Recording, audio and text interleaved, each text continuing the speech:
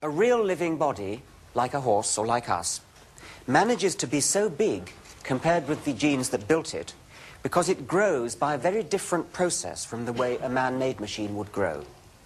A man-made machine is put together by people swarming all over it and riveting on plates of steel. But the special way of growing that living things have is very different. It's called exponential growth, or you could call it growing by local doubling. And here's how it works. You start with a single cell, and I'm going to represent that by a coin on this right-hand side of the chessboard. That's one cell. Now that one cell divides and produces two just like itself. And because those two are just like itself, they also have the property of being able to divide and producing 4 cells, and each of those can divide and produce 8. And you can see what we're doing. We're going on doubling up, and what we're going to try to do is to estimate how high the pile of coins would be if we went on doubling up. This animal is growing and growing and growing. We've managed to fill one row of the chessboard, and now we would have to go on, and the next one would be that high, and the next one would be that high, and so on. We're growing this animal doubling up, doubling up, doubling up. Now, how big would the pile of coins be if we got to the other end of the chessboard, to the 64th square? How tall would it be? I don't suppose you worked it out in your head. I worked it out beforehand, and it's fairly impressive. The pile of coins on that square of the chessboard would stretch out to the star Alpha Centauri. It would be about 4 light years away. Well, that's exponential growth. Could you bring in the blue whale, please, Bryson? Thank you very much. Well, this wants to be a blue whale when it grows up. And if it succeeded, it would be somewhere out there on the 57th square, because it only takes about 57 cell generations in order to build a blue whale, which is made of about 100,000 trillion cells. Would anybody like to know how many cells they consist of? Right, yes. We've got a computer program which just converts weight into cells by rough calculation. Come along, what's your name? Sam. Sam. Now, would you like to stand on the scales, please, Sam?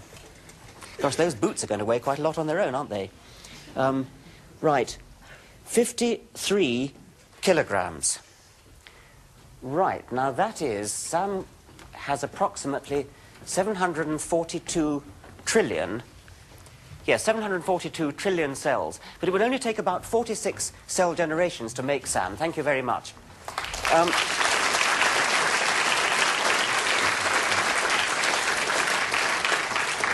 Well, let's now try doing that with somebody a bit bigger. Douglas, would you like to come out and have a...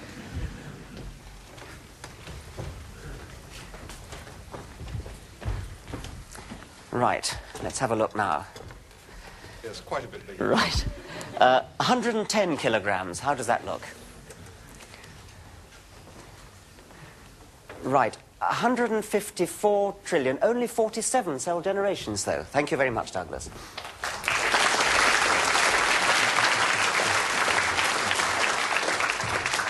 So only one more cell generation is needed to make Douglas compared with making Sam. And only another 10 cell generations is needed to make a blue whale. Well, 46 or 47 or whatever it is, by the way, a minimum figure. In fact, it would take a bit more than that, because different bits of people are going on dividing for different lengths of time. The liver cells are going on for a bit longer, kidneys a bit shorter, and so on. So it isn't quite as simple as that.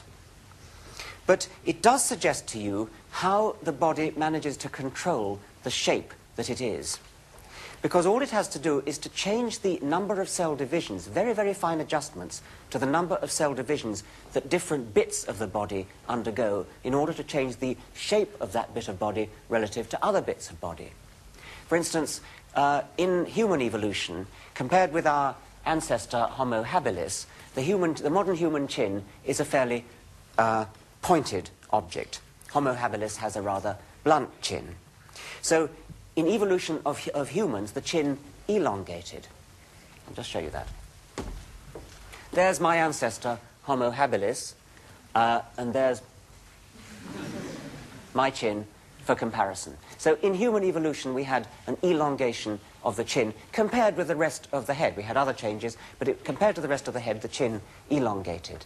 Now that would be a very easy trick to do with the local doubling form of growth, because all you do is you slightly change the number of cell generations that went into building the jawbone there, and you have that effect. In a way, the remarkable thing is that cell lineages stop dividing just when they're supposed to, in such a way that all our bits are about the right size relative to our other bits. Of course, in some cases, cell lineages don't stop growing, notoriously, when they should, and when that happens, we call it cancer. Well, building colossal bodies like us, or like horses, colossal by the standard of their DNA, can be called gigatechnology. Gigatechnology means the art of building things that are at least 1 billion times bigger than you are. It's not a thing that human engineers have any experience of. But humans are already talking about the opposite of gigatechnology, which they call nanotechnology. Just as giga means 1 billion, nano means 1 billionth. Nanotechnology, therefore, means engineering things that are 1 billionth of your own size. Nanotechnology is taken seriously by some serious scientists, not just madmen. And this is what they visualize may happen in the not-too-distant future.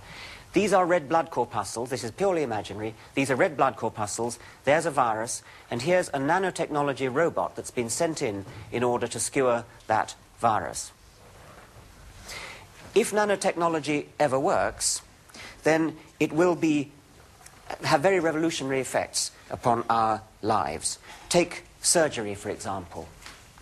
Modern surgeons are highly skilled, and they have what we think of as very delicate instruments like these. But listen to Eric Drexler, the American scientist who's the leading apostle of nanotechnology. He says, modern scalpels and sutures are simply too coarse for repairing capillaries, cells, and molecules. Consider delicate surgery from a cell's perspective. A huge blade sweeps down, chopping blindly past and through the molecular machinery of a crowd of cells, slaughtering thousands. Now he turns to the suture, the needle, which is used to sew up, a needle and thread, which is used to sew up the wound. Later, a great obelisk plunges through the divided crowd, dragging a cable as wide as a freight train. That's American for goods train, there. Behind it, to rope the crowd together again. From a cell's perspective, even the most delicate surgery, performed with exquisite knives and great skill, is still a butcher job. Only the ability of cells to abandon their dead, regroup and multiply makes healing possible. Yet, as many paralyzed accident victims know too well, not all tissues heal. Nanotechnology holds out the prospect of building surgical instruments small enough to be on the same scale as the cells. And these instruments would be far too tiny to be controlled by a human surgeon's fingers. If that's the width of a goods train, then imagine how wide a surgeon's fingers would be on the scale of cells. A robot as small as that, capable of doing that, would be a very wonderful thing to have, but it's only one, and there are millions and millions of, say, red blood corpuscles to repair. It would only work if the nanotechnology machines themselves were cloned up, were reproduced in exactly the same way as the red blood corpuscles are themselves. Like this immunoglobulin molecule, which is what a doctor might inject into you in the thousands to protect you from hepatitis. It only works because it's in your bloodstream in thousands and thousands and thousands of copies. And that's what nanotechnology depends upon. This is not really nanotechnology because it's a biological object, but that's the kind of thing that nanotechnology would look like. Nanotechnology seems to us very strange, scarcely believable. The idea of machines down there at the level of atoms seems a very alien world, more strange than the life that's imagined on other planets by science fiction writers.